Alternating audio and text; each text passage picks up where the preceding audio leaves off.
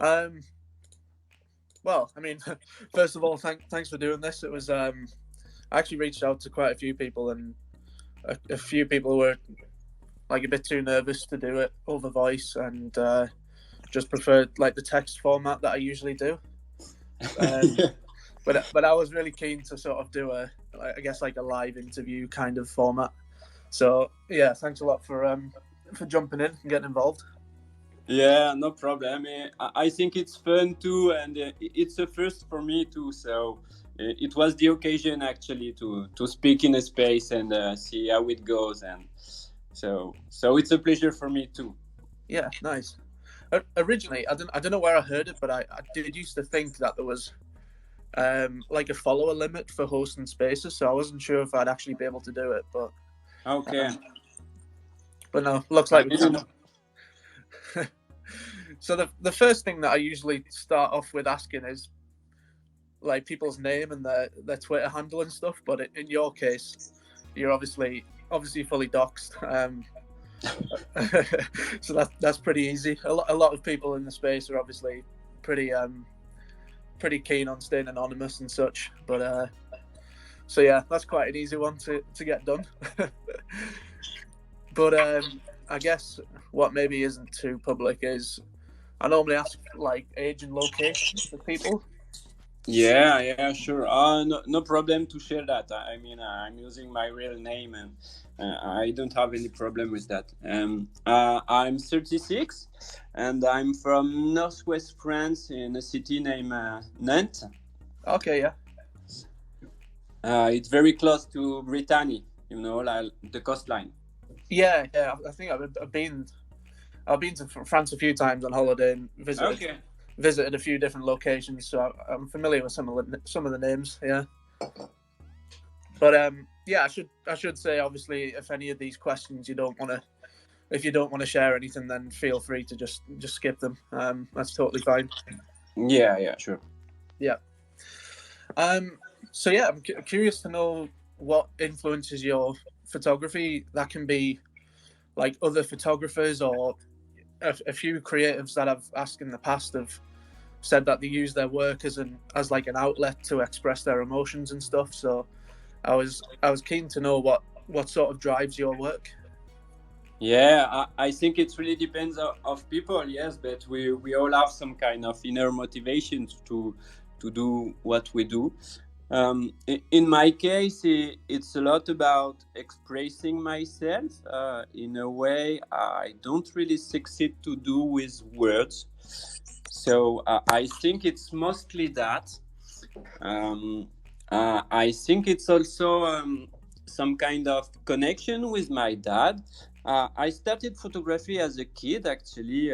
My dad was a professional photographer, Okay. and he had his little black and white laboratory dark room just next to my room, and I was hanging in it, and it was feeling quite magic. And I started photography at this time, so photography is the thing between my dad and me, actually, for all my life. And so now he is gone, and it's also a very important aspect for me. I mean, it's a connection I have with him, and that's it. Yeah, yeah. Yeah, that's a really lovely connection there. I think one of the things that I really enjoy when I'm sort of writing the threads and reading people's answers is just like the really broad range of why people produce their art and what they find in it. So I think that's what you've just said there is like a totally unique response in that it has a connection to someone in that way. So yeah, it is just I find it really interesting, like people's motivations for creating, and that's obviously a really lovely story there. So Yeah, I feel it's so interesting too to hear what is at the core of what people are trying to create, because because it's the core of it. So it's what they're trying to say, and it's what we want to hear. Actually, I'm the same about that. I like to read from other photographers and yeah, other artists in general. yeah, nice. So I think there's probably another thing that I find a lot of variation in is how people are sort of introduced to like the world of NFTs. So what was your kind of door into the space? It's been a step-by-step stuff. Actually, I heard for the first time, in 2020, by a photographer I'm following on Instagram. Maybe you know him. It's North Landscape. He's present on Twitter too. He's succeeding actually, and I heard that from him. And honestly, at first I didn't understand anything. I mean, I was not even close to crypto or anything. So it was like, okay, this is a thing, but I don't understand, and I left it on the side. And then I had this discussion with Max Foster, another photographer, who was actually trying to understand this, and he wanted to launch in the NFT. And then I started to understand, and I thought, wow, it's actually really interesting for us as photographer, as artists. It's a possibility to develop ourselves, eventually to make more incomes. I had no idea at the moment of the community and this aspect, the friendship that are developed and everything around the community. I was just seeing it as a professional and as an artist. And from there, actually, this year I've been a super busy year. I've been selling the photo studio we had with my father for a year, and I didn't have the time to actually dive in it sooner. And it's only like this summer, some other friends, photographer, told me, Armand, you need to come see around on Twitter, and because there is something happening, and you want to be part of it. And it starts from there. Yeah, that's that's a really nice introduction as well. Like again, a lot of the people that have featured, some of them were like totally unaware. Some of them were familiar with crypto but not NFTs. So it's kind of really interesting to see these stories as well of how people get into NFTs. But as someone who's not a creator, I'm obviously just like a collector and someone who writes about NFTs and stuff. I've sort of noticed that photography seems to be more of an up and coming thing, whereas I think it's because we've been so inundated with all of these 10K collections, and there's quite a lot of generative art and stuff out there. But I feel like photography is starting to get its time in the spotlight recently. I don't know if you feel similar or. Yeah, it seems, but as I told you, I'm still pretty new here because I decided to invest myself this summer, but I was still in the rush, and I actually came up only like end September. And so I'm all new here. I don't know how it was like this summer or before, but I hear a lot of photographers saying it's starting to go up for photography. Yes, and I do see many collectors and many people talking more about photography as NFT things. So yes, let's hope it's the beginning of something great for photography in the space. Yes. Yeah, definitely. I know personally, I have a couple of friends IRL that are photographers, and I've certainly reached out to them and told them to, at least make a Twitter account and have a look around and see if it's something that they could be interested in. Because I think one of the things that I really love about the space is the whole, cutting out the middleman of studios that take massive cuts and, really stopping like the exploitative side of creativity. So yeah, I just pointed them in the direction in case they were interested. Yeah, sure. I try to invite some people to come around too, but I see many of them actually still not taking it very serious. It's like it's a new thing and it's bigger and bigger. But many people don't look at it seriously. They hear crypto, and many people are just like, but no, no. And this is reaction I've heard many times. And Yeah, it is hard to sort of when people ask me to explain it, I kind of don't even know where to start because it goes so deep. But yeah, fingers crossed they'll check it out in their own time.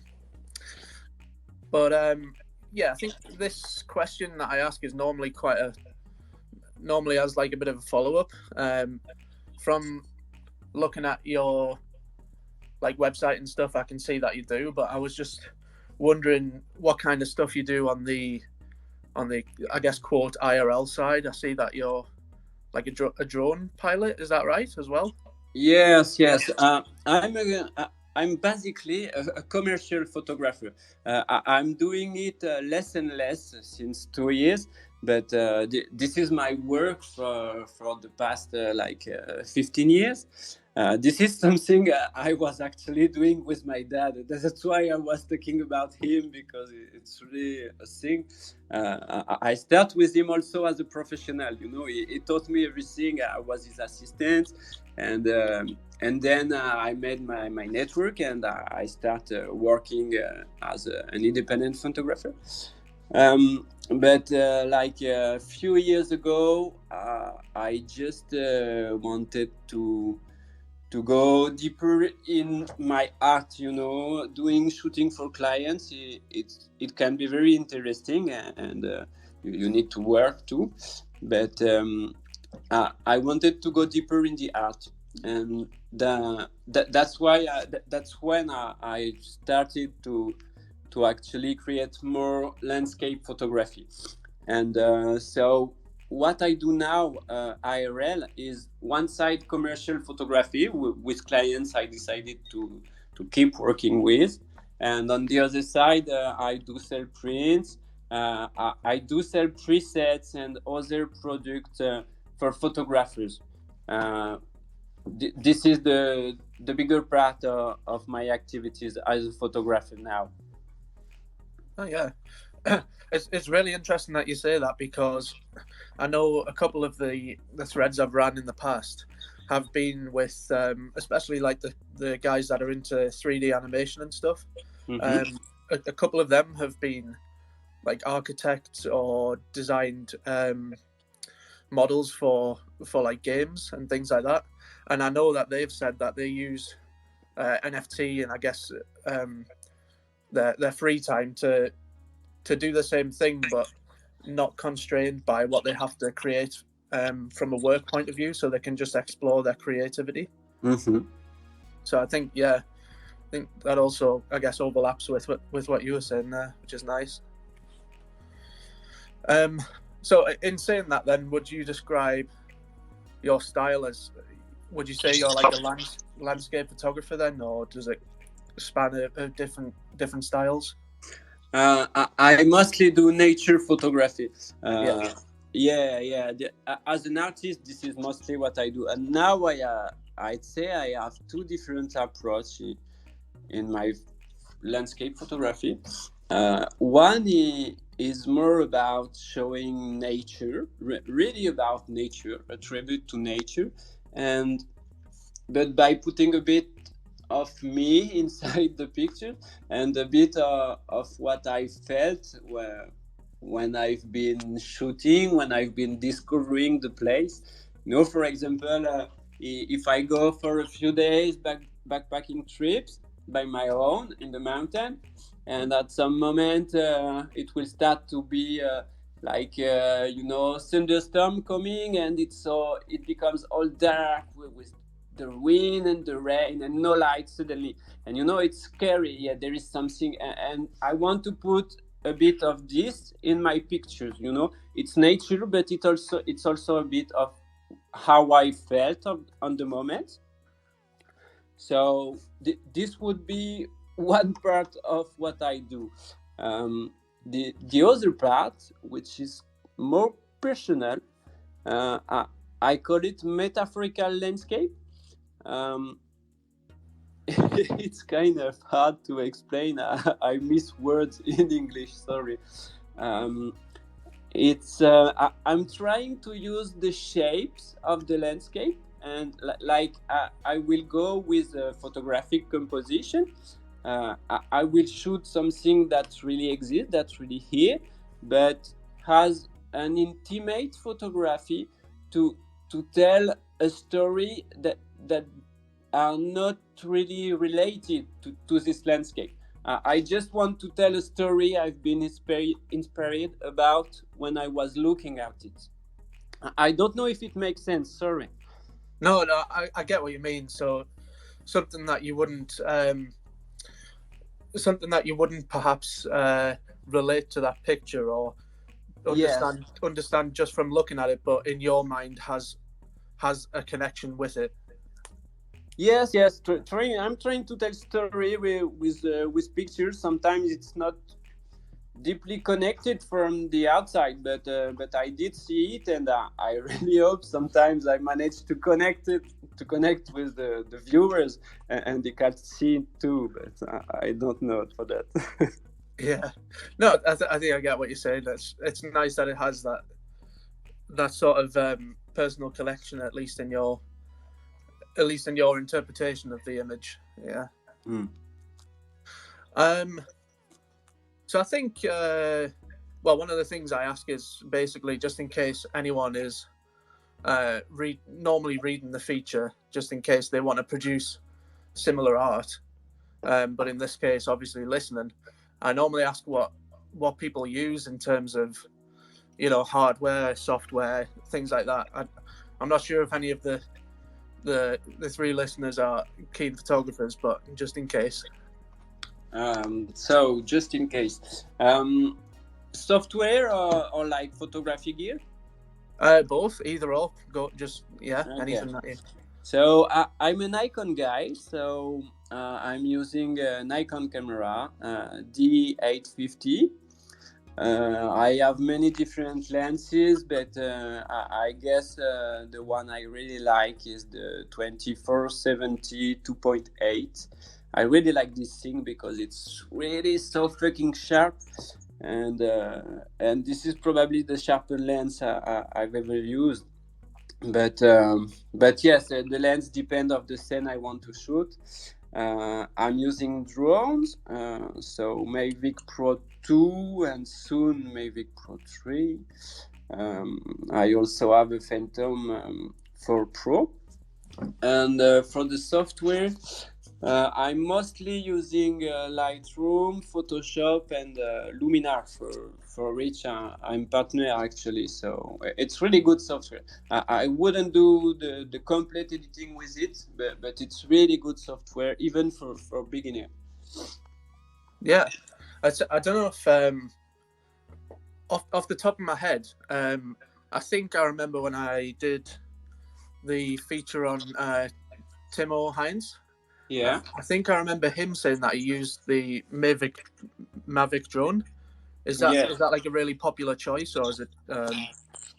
Yes, it's very popular because it's small and it's still a relatively good quality sensor. So it's still very small sensor. I mean, it's a travel drone, but it can give some good images, especially if you do panorama by stitching multiple exposure or multiple images. You get some really correct quality images.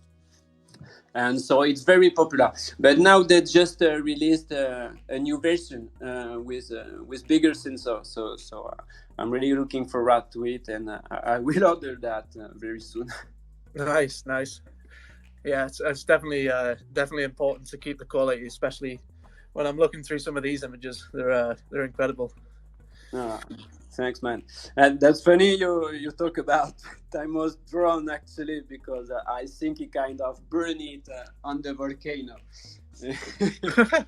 Really? We met in Iceland when I came in September. He was telling me his drone was partly melt from the down part. Yeah, Wow, that's it. for the story. Yeah. Yeah, I guess that's a bit of a risk as well. Yeah, yeah, yeah. But it was it. Yeah. So yeah, talking about the pieces actually, I think yeah, I tweeted them out. I think about an hour ago, but yeah, I mean these are obviously incredible. So I just wanted to ask about the pieces, really, sort of where they are, what they are, and such. So this first one, Big Bang, looks to be erupting volcano, but maybe you can shed some more light on that. Yeah, yeah. This one was shot in September, actually, during this trip in Iceland. This is from the volcano. I would have had time to pronounce the name of the volcano, Fagradzafar. I don't know how they pronounce it, Oh, okay. but yes, this Icelandic volcano who've been erupting the past few months. This one actually show a fissure, but not the main fissure, like a secondary fissure happening a few hundred meters from the main crater. And it was the very first day I arrived on the site when it was active, because when I arrived in Iceland, like I think 2 days before I took my plane, the volcano was active. And so I thought it was okay. I stopped checking the website, and when I arrived in Iceland, I immediately go to the volcano site. But but it was like not erupting anymore when I arrived, and I was very disappointing. So I made a few shots and I moved on the other side of Iceland, actually. And well, one day I was shooting for like maybe 20 hours, and I had to check on my phone. It was evening, and I saw it was waking up just like 1 or 2 hours ago, and I was maybe 6 hours drive from the volcano, and I was already very tired, but I just jumped in the car and I drive all the night to get there. And then hiking up to the volcano, and I saw that kind of big fire wheel, and I was just so happy. But it was a dangerous flight, actually, shot with the drone, but it was kind of dangerous because it was raining with lot of wind, and I almost lost the drone shooting this image. Wow, that's a bit of a. So were you there with Timo then? Because I know the community collection piece of his that I bought was from the same eruption, I believe. Yeah, it's the same, but it's not the same period. No, I wasn't with Timo at the moment because we kind of miss ourselves several times, because he was working the time I was there, so he couldn't came, and he finally came like one of the last day I was here, but I have an appointment with a pilot to do a flight with a plane over Ireland. So we met actually just for a few minutes, just saying hi and saying, shit, man, we need to shoot together someday. And so no, we didn't shoot together. But yes, the image you bought, it's from the same volcano, but I think it's more around July eruptions. Oh, okay, yeah.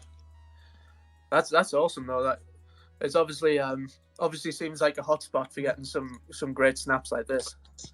Yes. Yeah. It was an interesting place to be as photographer, and maybe just as people. I mean, I don't think there was so many eruption like this where you could access so easily.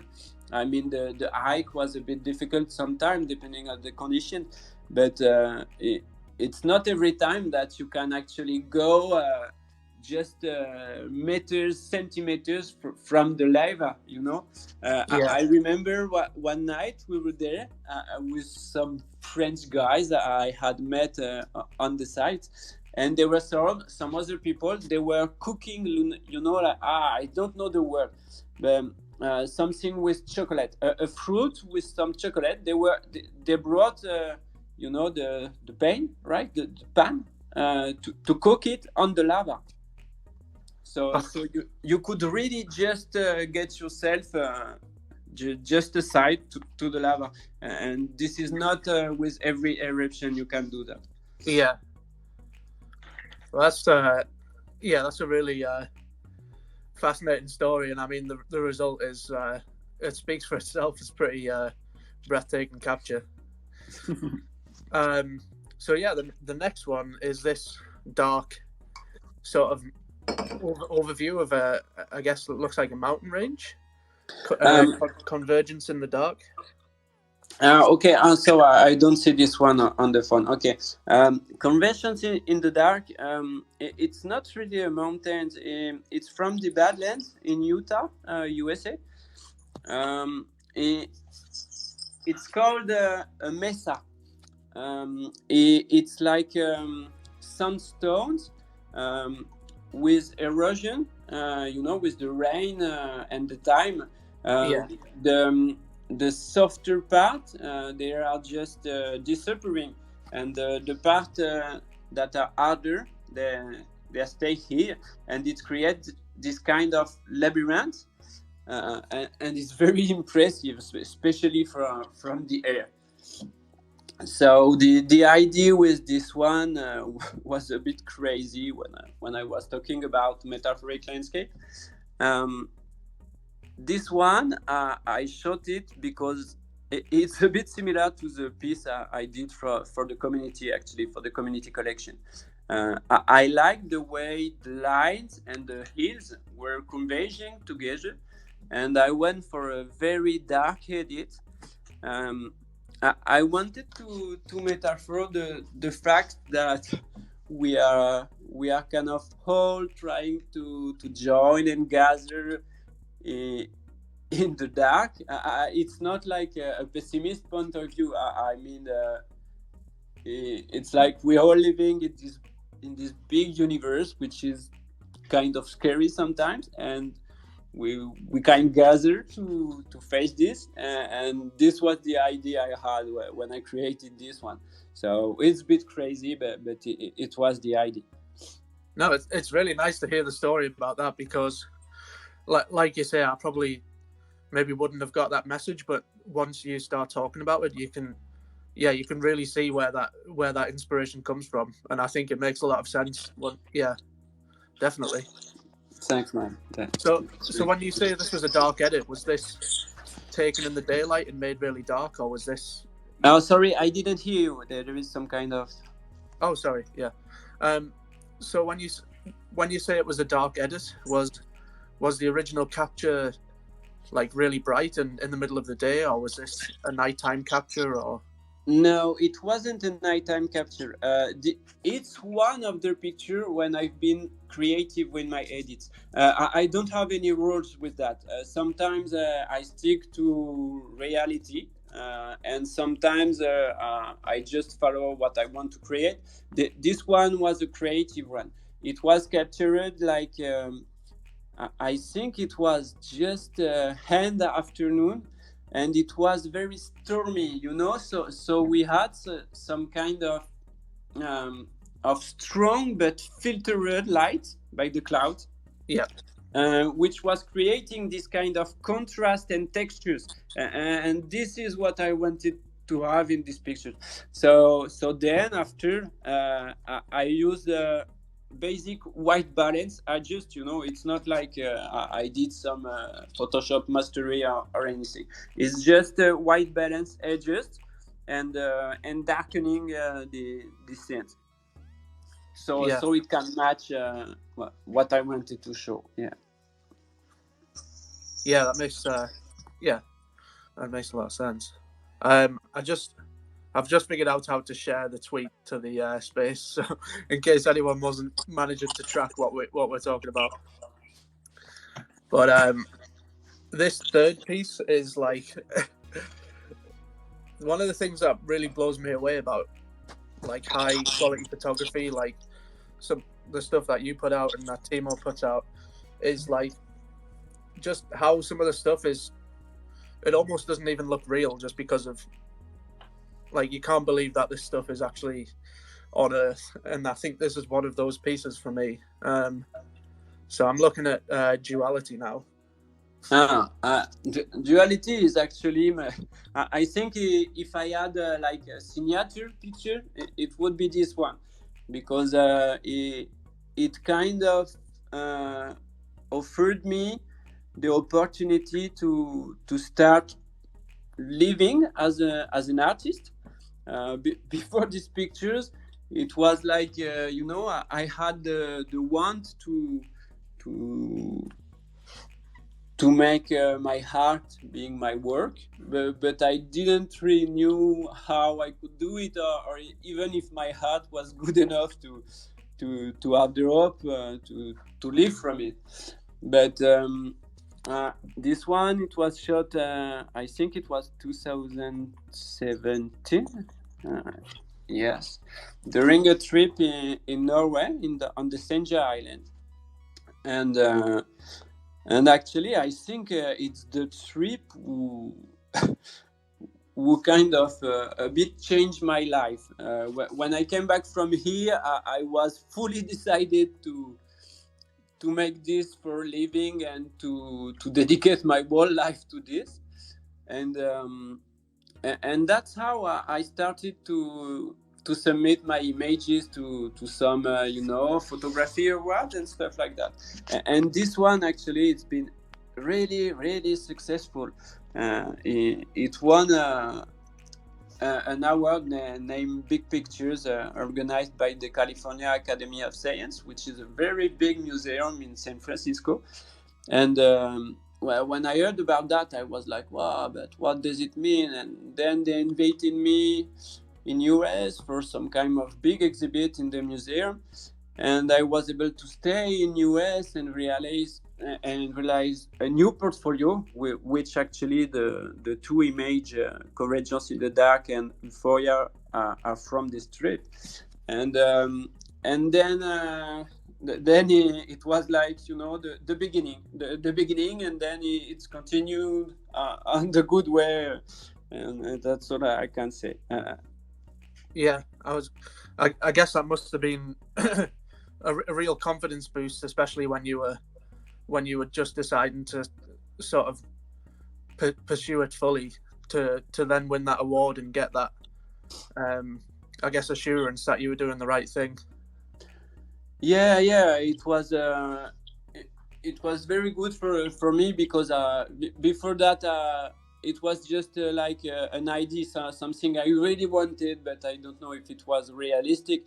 And yes, it helped me to have confidence in what I do, and it even offered me an opportunity to realize more work. So it was just like the big surprise, and I'm just so thankful for that, because it really put me on the right way, and then offered me some new opportunities. So yes, it was really great.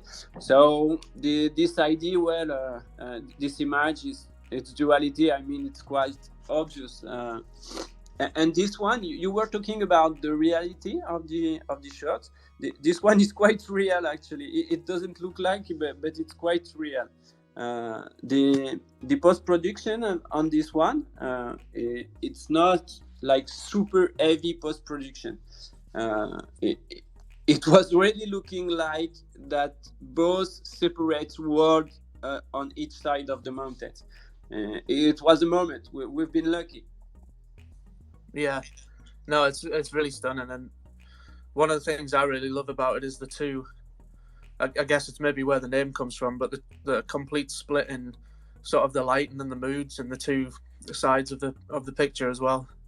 Yeah, that was the idea, and that really was why I shot this image at this moment. It's because even with the eyes, it was really looking like on one side you had the kind of night, the darkness, and on the other side you had the light that was chasing the darkness out. It was just a crazy moment. Really, it's sunrise, so it's sunrise, and it was very overcast, and I think at some point the light starting to leak from an opening in the cloud on the left. Yeah. And it just created this surreal dual world just on both sides of the mountain. Yeah, no, that definitely comes through. So yeah, I'm just looking at this last one as well. Euphoria, and I noticed like at least the forefront of the image, that looks like it's in a similar setting to Convergence in the Dark. Is that right? Or Yes, it's the same area. It's the same area. It's not shot at the same moment, but it was shot during the same trip. This one is actually pretty realistic too, compared to the scene itself, how it was. Those Badlands, actually, this area was one of my main goal when I had the opportunity to travel there. I had this in mind for a long time. I wanted to do my own portfolio about Badlands. So I spent like I don't know, maybe 1 week, one complete weeks, like camping around in this surrealist. I don't know. It's maybe 50, 100 kilometers of Badlands like that, with unlimited photographic composition. And one morning we had this crazy light happening, and so I rushed like crazy with the car to join this spot I had seen like 2 days before, and I was just in time to shoot it with the light, just how I wanted it. I don't have really, like a backstory or anything about this image, but I remember I was feeling so freaking happy when I was there flying the drone. So that's why I called it Euphoria, actually. yeah, no, that's really nice. Like the fact that you can have like this sort of deeper connection with the piece, or you can also just take it purely because you enjoy the frame at the time. It's really nice. So I guess on the back of those explanations, I kind of wanted to ask if when you're going on these trips, is it a case of you go traveling and you take your camera, or is the travel dictated by the photography? In my case, it's dictated by the photography. Yes, it's all about that. And even if now I would hardly imagine, make a living, live my life without traveling, even if I wasn't a photographer. But the main purpose is photography, and when I plan trips, I'm always thinking about photography location, what moment for photography, what I have to plan, how I have to organize myself, and it's about that. I know it's different for other photographers who actually are looking just for the experience, and they take the camera and it's secondary, but for me it's not. Yeah, no, I think, I can definitely imagine there's a difference there between what people like to do. Yeah. So these pieces that I asked you from other people that you like. Yes. I think I've shared the tweet in the space if anyone's looking at that. But this first one, I don't know how to pronounce this. Tickle you are it? It's like the iceberg. Okay, yes, the piece from Stian. Yeah, yeah, Yeah, it's incredible. His work is just fantastic. it's funny enough that he puts in the description almost alien-like, and that's one of the things I find, like that I mentioned before, is that sometimes you look at this photography and it just doesn't even look real. Yeah, but I think, and this is something I'm hearing from a lot of photographers. Uh, there is a want to create some kind of, some kind of universe, uh, who could be like from fantasy story, or from sci-fi movie, or anything, but the creating something, that would make travel just by looking it, and even better if it makes you travel in a place you have never imagined before. Yeah, definitely. I think the second one was actually one of Timo's, wasn't it? Yes, yes. It's a piece I really like from him. I don't remember the name of the piece actually. It's from Canada. It's from a famous lake, but he captured it in a really unique way. And yeah, it's one of my favorite from him. He had some incredible from the volcano too. Actually, I should have put both link, but. Yeah, so I think I think the piece is called First Snowfall, and Yeah, right. and it's from the Moraine Lake. Yes, Moraine Lake. Yeah, Yes. yeah, and it looks like it's scooped up a fair few awards as well, and rightfully so. I mean, it's a stunning piece. It's ridiculous. Yeah, I agree. Um, yeah, I mean, when I ran the feature, I believe this was Timo's favorite piece of his that he nominated as well. And it's not hard to see why. Yeah, yeah. I think I heard him telling it was his favorite too. Yeah, yes. I so much agree. It's one of his most beautiful pieces. There is something that talk to the soul. Yeah. Yeah, definitely. Um, and the final one actually was really nicely Lord Ampersand's piece from the community collection, the Decentrazines collection. Yeah, Yeah, I had a big crush on this one. uh, yeah, yeah, yeah. I've been really hesitating to put a bid on it actually, and I haven't did it. I haven't did it. Maybe I should have, but I'm sure the new owner is really happy with it, so it's cool.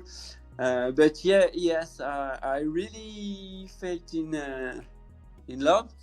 I'm not sure with Loud and Pet Sound work. Really, it's not often I have so much strong, appreciation for other work than photography, and I just had a big crush on his work. Yeah. yeah. No, that's nice. I mean, in all honesty, before this year, I guess I kind of had so not very. I could always appreciate it, but in terms of like a deeper interest for art, it kind of wasn't there with me. But I find more and more recently, I am actually really diving into the artists and like the techniques behind it and the meaning behind their work. And I feel like Lord Ampersand's someone who really puts a lot of thought into that and what he's producing. So yeah, I mean, I love all of this stuff, but this community piece was really really nice in particular. Yeah, yeah, yeah. I think personally, it's my favorite from him. From what I know from him, I mean, but when I looked in his collection and then its piece, the CC piece was my favorite. I mean, it's kind of fun, but it's kind of powerful and it's kind of meaningful, and the process behind it, and there is everything you want from a piece of art. Yeah, no, I definitely agree, and I love especially with like his approach collection as well. I love just how he goes about producing, like the various steps and the different techniques that he uses for each piece. Just builds a load of different layers to every work that he puts out. So yeah, I think it's one of the very important thing in this work. It's how he's passing his heart from the a real support, like drawing, painting, etc. And then it will put it at a digital level, and then it will sometimes bring back it to drawing, etc., and to have something that is both digital and real. It's not the right word, but I think you know what I mean. yeah, no, I 100% agree. So I think last question, and then we'll see if anyone else has any questions. But I was wondering how you see yourself, your place in the NFT space, and how you see your work progressing in the future. And that's a tough one, actually. I think I want to stick around. That's for sure. I've been meeting people and developed friendship. I want to keep, and I really hope I will, like make my place here. But it's not only about me. I don't know if my work will resonate with some collectors, and it will also depend about that. But I will be in the community anyway. Now, as an artist, and how I would be successful or not, I don't know. We'll see. But I'm planning to stay. I'm planning to stay around. So, well, that's good to hear. I mean, personally, I'm looking forward to seeing more of your work. So I'm glad that you're sticking around. Cool. Yeah. So that was the last of the interview questions. Oh. I say interview, more of a chat, I guess. But I'm gonna sort of unmute everyone now, and if anyone has any questions, then they can, feel free to fire them at either of us. So I think everyone should be able to speak now if they have any questions. Bit of a tumbleweed.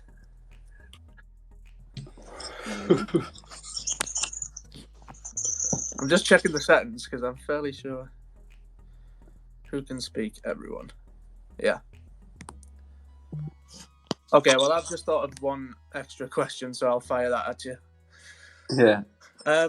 So for your community collection piece, yeah, I was just wondering, obviously, when you spoke to John or Zine, and they gave you the focus word, I was wondering how you then decided, what piece you were going to use and how that ties in with that word. Actually, it's been quite I immediately think about those braided rivers. When he explained it was one word interpretation, and it was community. I immediately thought about that, and now it's not really easy for a nature photographer to put this kind of interpretation on an image. This is what I do with my image already, so I wasn't too not surprised, but it's similar to what I do with some of my images. But when it's an idea that came from someone else, when it's an idea which is it's not something you are thinking about, it's something someone tells you, so you have to adapt the idea and the picture to it. It's really more difficult, but it was really a fun creation. Yeah, I mean, for me, it was really you know, from a purely a collector's perspective, it was really interesting to go through the collection and see everyone's interpretation. Like there were multiple pieces that were literally like several units of whatever they were depicting together. So it was really obvious, like the tie with community. But some of them were a lot more abstract. So it was very interesting to see everyone's take on that. Yes, yes, yeah. I've been blown away by some of the piece actually, and despite mine didn't sold for now. I really enjoyed all this thing. Actually, it was fun and yeah, it was really something cool. And I think every artist did enjoy the process of creation and discussions with Decentrazine and with John, and it was a cool project. Yeah, no, it definitely It's a cool project. Sorry, it's sorry. Cool project. Yeah. Yeah, it definitely seems like feedback was really, really positive overall. So I think, I mean, everyone is still able to speak. So if anyone has any more questions, they can fire them away. But if not, we'll just call it here. Hello, Dimitri.